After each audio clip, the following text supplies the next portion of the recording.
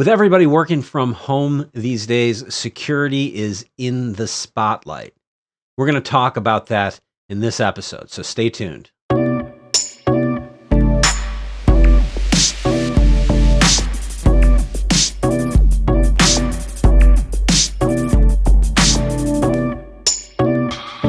Hey everybody, welcome back to another Future Tech video podcast. Today we're talking security. Now, Daniel has spent over 2 decades in the trenches of global security. Daniel has worked for everyone from Fortune 500s to startups to governments to NGOs domestically and abroad. He consults on a wide range of security challenges and strategies. Daniel describes himself as a cyber intel IO signals adjunct coffee entrepreneur and trainer. And I have known Daniel since 2003, and I always find him a great resource on security information. Now, Daniel will be teaching a class online at NYU this fall on cybersecurity, so don't miss that if you are a student at NYU. Welcome, Daniel. Oh, great. Thanks to be here. So, Dan, a lot going on in the world right now, and I just had a few quotes that I wanted to pull out here.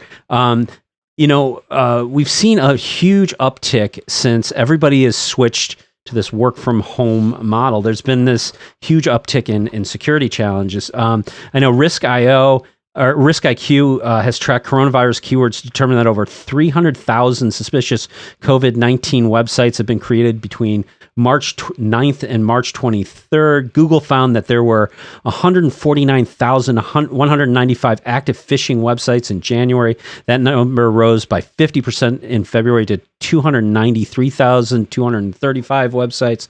And now in March, they were at 522,495, a 350% increase. And then Zscaler came out and said that they were seeing a 30,000% increase in phishing, malicious websites, and malware targeting remote users, all related to COVID-19. So, I mean, that's just a few data points, but obviously, this is a really challenging security environment. What's your take on what's happening around work from home and where the biggest vulnerabilities are? As far as COVID and the numbers being produced by the various vendors you cited, they're likely being very conservative because they don't want to seem like the sky's falling and the world's on fire. But realistically, it is. The cyber actors, be they criminal or nation state, started a variety of campaigns starting back in December, right? They were very aware of what was happening in China, what was happening in the Mediterranean, Spain, and even Italy through January and February. So we don't know where COVID's going in terms of the disease itself and the impact in society and culture. It shut down the world, right? And that didn't stop criminal actors from moving. So this is the new normal. We're looking at year 0 of a new style of communication and activity where we're going to be doing this Zoom stuff full time. And that's just adds different avenues of approach for the different criminal groups. As far as the enterprise, it's bled into the home. And now we have people working from home in organizations that were 100% button seat. That it's neither here nor there. It's not good or bad, but it is, right? And most orgs haven't issued firewalls to people to take from home. And organizations with BYOD have all kinds of interesting challenges, right? Because people are using social media on their devices where they're getting targeted by these groups. The spear phishing, if you're running multiple machines at home on the same Linksys crappy AP, guess what? You can go laterally from one box to the other when bad things happen. So corporate defenses need to be mirrored into the home environment. It's made a mess from capacity to technology. Heck, do you remember L2TP? Mm-hmm. Okay. For those who don't, it's an ancient VPN protocol from the 90s. Ancient? Beyond ancient, right? It's prehistoric. And there's prehistoric, but still around. Still around, not going away. And it was cheap. So organizations that didn't have the right gear, they had to light up what they needed to light up to get people working, right? RDP was open to the internet. That once again takes us back to the 90s, late 90s. There's instances I've heard where organizations have run firewalls that are EOL'd, like Pixes, right? The fabled Cisco Pix, circa 2004, 2005, bought off of eBay, put into production so people can actually get in their networks to do stuff, increases in VDI and whatnot. So it's made a mess. Long story short, it's a big, big mess. Well, I mean, one of the strategies in security is always sort of limiting the attack surface, right? So that you have not as many things to look at. In the work from home world, the attack surface is massive. I mean, it's basically everybody out there. Um, what do you see companies doing to successfully mitigate some of those threats? They're still thinking about it. They're looking at it. So They're looking at additional endpoint security products, but in the end, you have people plugged into their home network where they have Sonos devices. They have a variety of IoT garbage that's running software stacks that are either ancient, once again, primeval, old, coming out of the ooze technology that has vulnerabilities from eons ago. Right? There's stuff that runs BusyBox, which is a Linux. It's a Linux variant that runs on firmware and then hardware, small stuff. It's deployed across people's environments. People don't even think about it, right? The refrigerators are connected to their internet connection at this point. So how do you deal with that as a CISO of an enterprise organization? Well, I think at that point, maybe the onus should be more on detection and remediation, I guess, than pursuing meaningless strategies to block all of this, right? Advanced detection and response, a lot more threat hunting, people engaged. And the thing is, the amount of organizations and people who know how to do that type of work, super limited as well. Good threat hunters are not, they're unicorns, right? They typically have an offensive background, and then they went into the defensive landscape, so they know exactly what to look for and how it's going to behave. And the plenty of companies who do it, but once again, hard to find.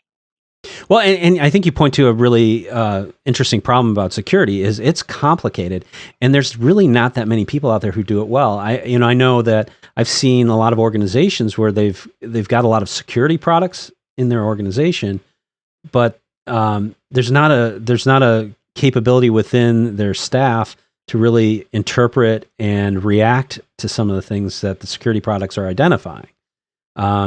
So it's hiring is a really big challenge here, and the education of it and staying on top of it.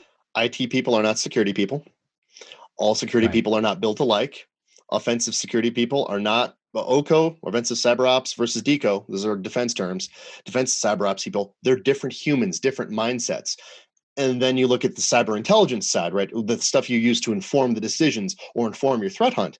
Those are different people too, right? You rarely find them in a single individual or single package. It's an interesting problem to solve, but it's a nation level problem that every organization from SMB through enterprise has to deal with. Yeah, I what I've seen from a lot of enterprises is that there was this massive rush to get to work from home, right? I mean, because people were just in a bind and they couldn't have people coming in, so they had to get everything going from work from home. And they took 2-year plans and condensed them into a matter of 3-4 days to roll out some of these technologies. So you got to think that there was a lot of shortcuts and a lot of mistakes made, right? So where do you see like some of the key dangers? I mean, like if you had to say to like a CIO in this world, here's the thing I would start with to try to figure out what your threat profile looks like. Gosh, start doing threat profiles, right? Understand yourself from a risk management perspective. Everyone does it, but having been involved in this stuff since the 90s, I remember when pen tests were pen tests for the sake of doing them, and when red team and pen test work turned into compliance-driven initiatives, checking a box. And given the way everything's a hybrid environment at this point, home has bled into the workplace, a lot of these traditional security mechanisms, vulnerability management, it becomes you have to take it actually seriously. It goes beyond compliance. What does it mean? And how does that transfer to the home network? Right? Are you processing data on the home network? Well, laptop perhaps, or maybe it'll push people to VDI, but it's simply understanding what your risk profile looks like, who's targeting you, and what methods and mechanisms they're using, right? Depending what vertical you're in, what types of businesses you're involved in, that would at least inform the CIO what defensive measures to take. Because I could say, yeah, you need a lot more monitoring. You know, a lot more detection and then response technologies put in place. I mean, put sensors everywhere, but oftentimes that's going to take a re-architecture of the core network. You can't just magically plug something in and light up some snort like you could 20 years ago and see things. Now we're dealing with complex environments where cloud's interconnected at the core, right? You have Oracle or Yeah. EC2 hooked in. That magic no longer works. So it's taking a disciplined and diligent, intelligence-driven approach to dealing with these types of problems. Otherwise, they have no hope of solving them. Yeah, and I think you bring up a really interesting point. I mean, even before all this, we were living in an increasingly distributed world with the cloud, right? I mean, in the old days, you had sort of a core to your network, and that's where you applied all your protections. But now that is a highly distributed network. You have core application running in the cloud on-prem, and they're moving back and forth. You have microservices spinning things up and spinning them down. I mean, the attack surface is so huge now that is there any way to apply effective security to that? Not with traditional methodologies that we were taught in the 90s and early 2000s. So what would you what do you see coming out of secure environments to deal with some of that?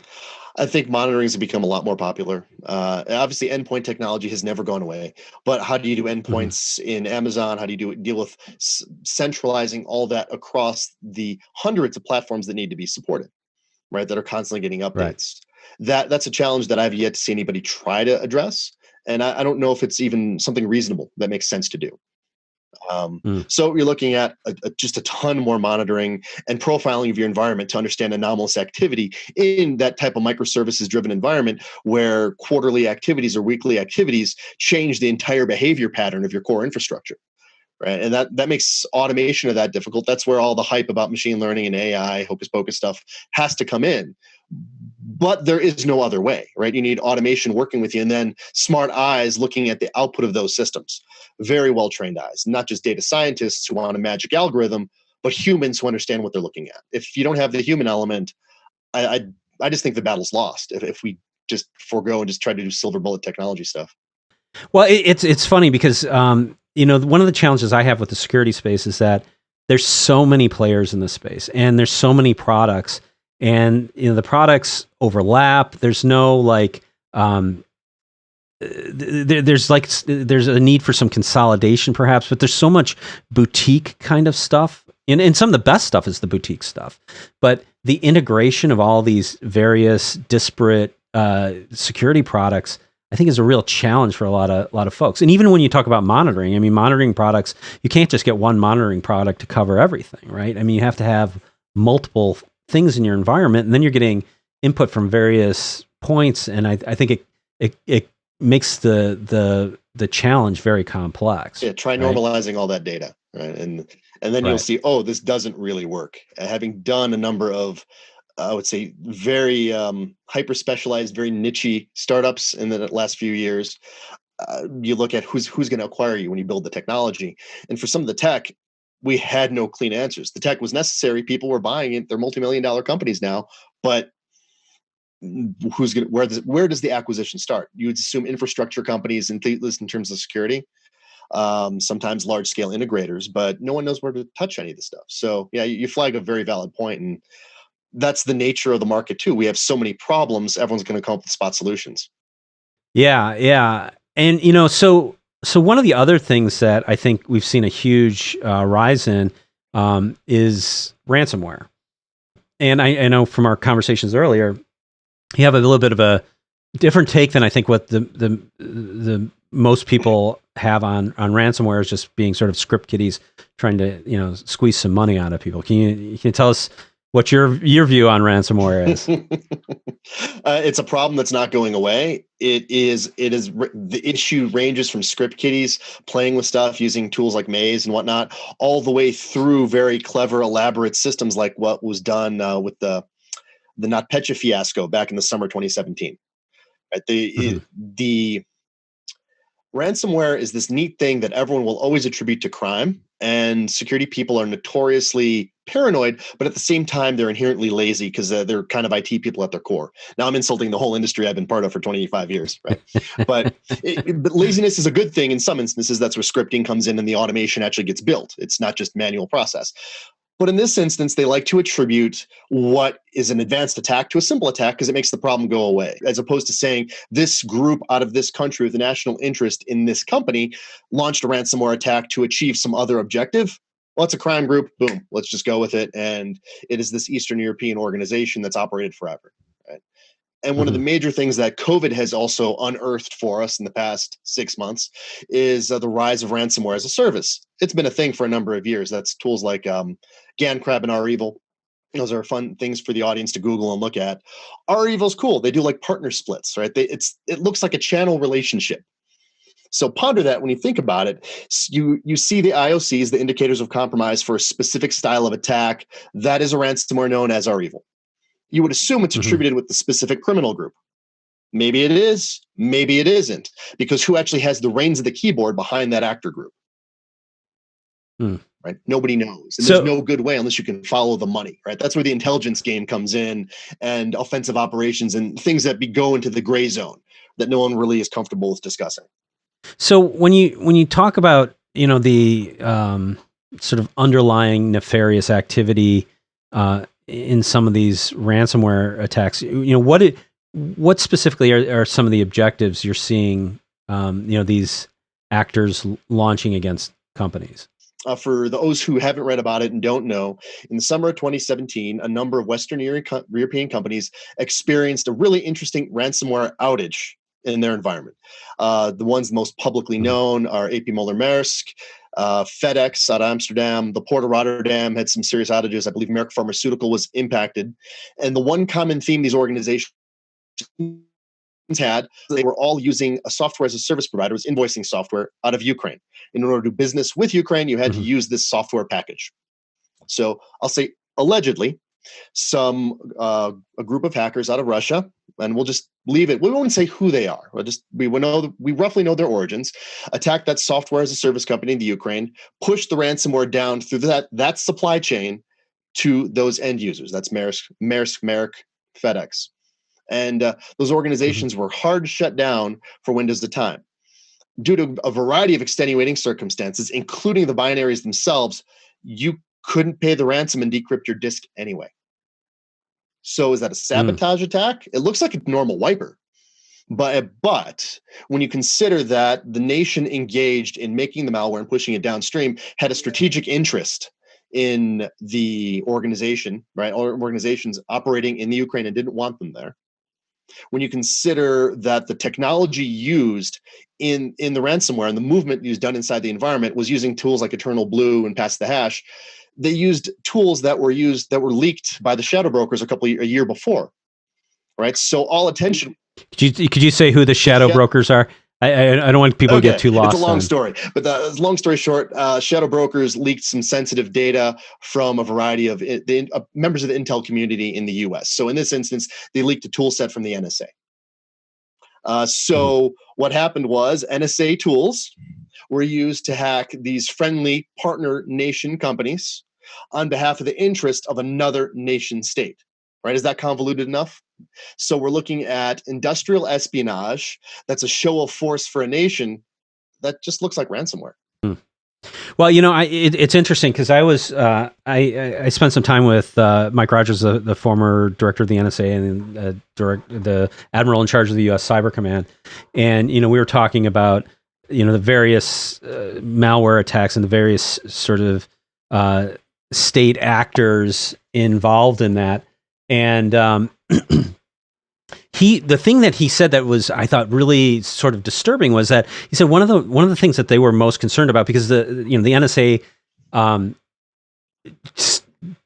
looks over a certain number of critical U.S. companies and helps protect them as part of the mission of the NSA because they're considered critical to U.S. national security interests, right?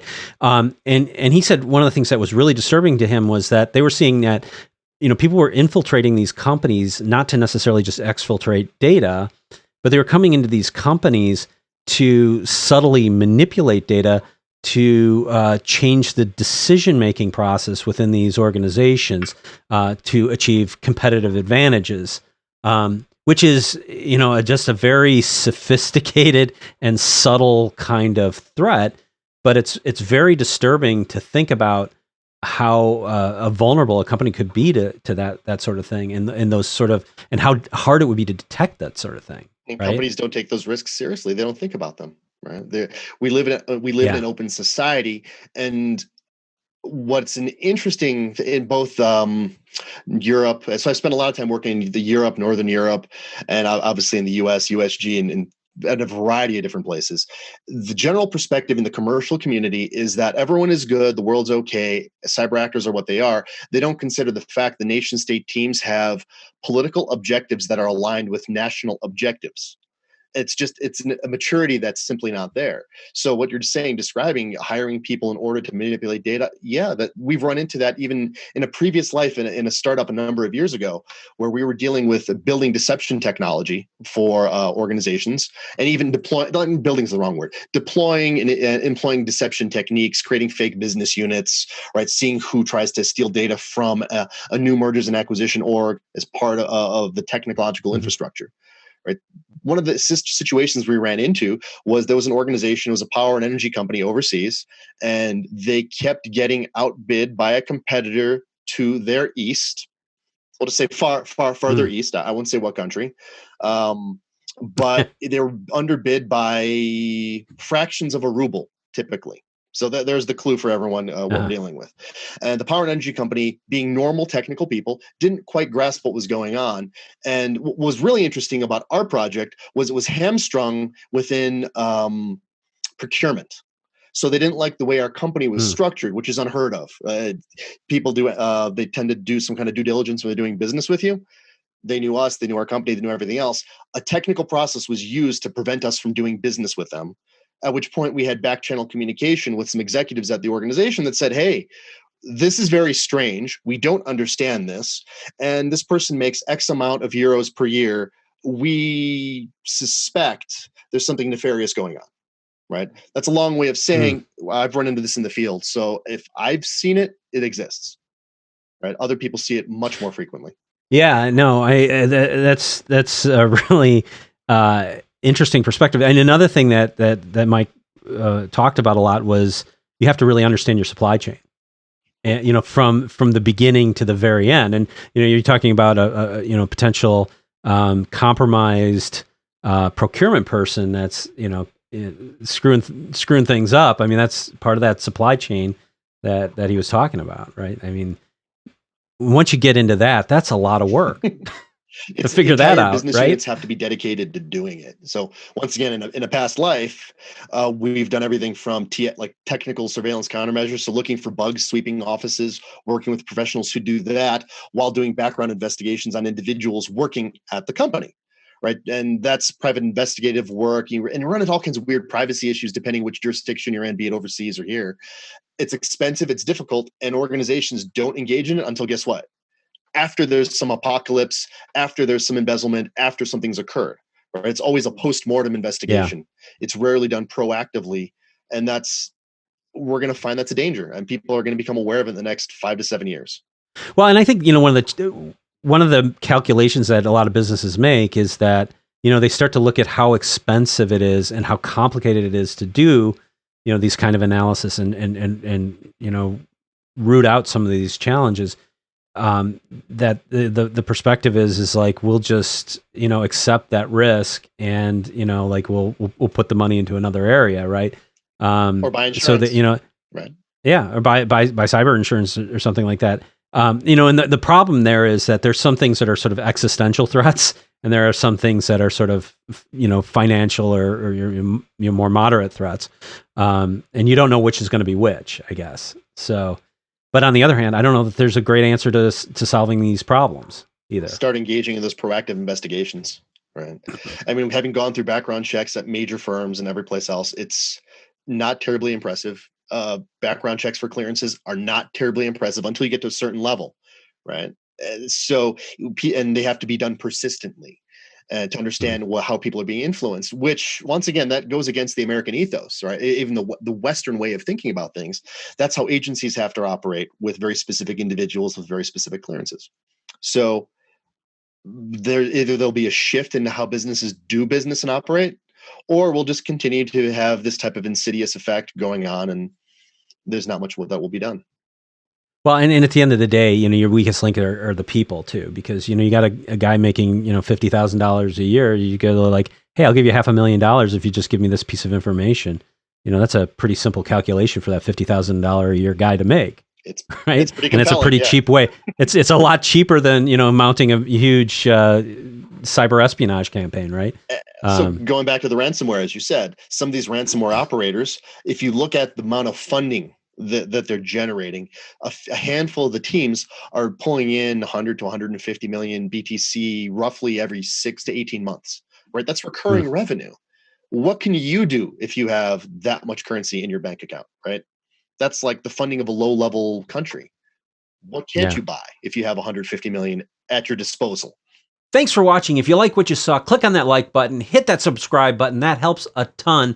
And click on that bell icon if you want to get notified when we post part 2. And I will see you in the next video.